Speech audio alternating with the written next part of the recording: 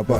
Unahin natin, ano ba yung PAC Silica? Pangalan ba ng kumpanya yon o ano ho ba yun, sir? Yun po yung naisip na pangalan para samahan po ito ng mga bansa na para mapatatag yung supply chain. Ang ibig po kasi sabihin ng PAX, Latin po yun. Kahit ako po, di ko rin alam nung una ay peace, Peace, or security po, para matatag. Yung silica, galing po sa silicon. Yes. Kasi yun po ay mahalagang component ng ating mga semiconductor o mga IT o electronics na gamit kagaya ng cellphone, Ayun, laptop. So gamit po yan doon.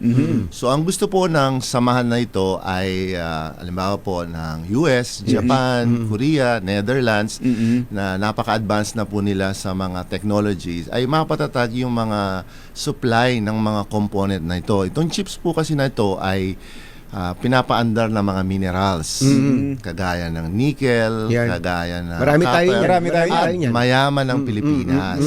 For the longest time po, nag-export po tayo ng ganitong mga minerals. Kanya lang po, in-export natin unprocessed. Kumbaga parang mga tipak-tipak na bato pa sila na sinasakay sa barko. So ngayon, sabi ng samahan na ito o Pilipinas, gusto mo ba na imbes na i-export mo to, sumali ka sa amin, mamumuhunan kami, i-process Diyan mo na gawin. Diyan mo na gawin sa Pilipinas. Okay. At yung mga ibang component ng chips, diyan na rin gagawin. Kasi totoo po, marami tayong semiconductor business na dito. Napakalaki ng ini-employ niyan sa Cavite, Laguna, yes. Calabar Zone, mga technopark. So, marami ho yata mga Taiwan, tama ba? Multinationals po yan. Yung mga cameras, dyan ho ginagawa sa Laguna. Di ba na kwento nga sa iyo, kumbachero, yung Intel, Amcor, Anam, yan yung mga... Yung Amcor, nag-apply ho ako nung bagong graduate ako, muntik na akong matanggap doon Kala ayaw ng lola ko kasi Laguna Pampanga po ako Malayo. Malayo. So, in other words, meron ng mga existing. Meron ng existing. At mukhang yan ang isa sa mga, para number one export yata natin yan. Opo, lalampasan na ang mga OFW earnings natin. Pero yung mga yan ay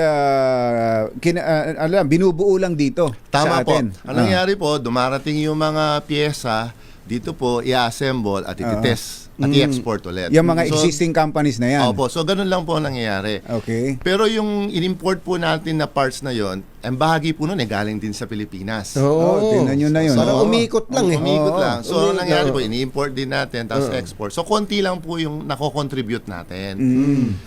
Sa bandang huli, bibili na tayo ng finished product kagaya ng cellphone. Pero ngayon, ang gusto natin sa production po ng mga silicon na to ay gagawin na hudyan. Ito ko ay mga clean tech industries at advanced industries. So, mapapataas po yung halaga ng ating mga minerals po nito. Kagaya po ng Indonesia, binan na niya yung pag-export ng mga raw minerals. Gusto niya doon na gagawin sa kanila. So, tumaas na rin yung halaga. So, tayo po, makakatulong to ngayon sa export earnings natin at mapapatatag din po yung ating piso. At katulad din po nito ay mag-hire po tayo ng maraming skilled workers. So, kasi isa rin po pinapangamba ay yung technology transfer. Yes. Okay. So, marami po ditong i-hire ng mga engineers, IT, Sigurado technicians. yan. Mga gaano karami yung employment ang ma-generate niyan?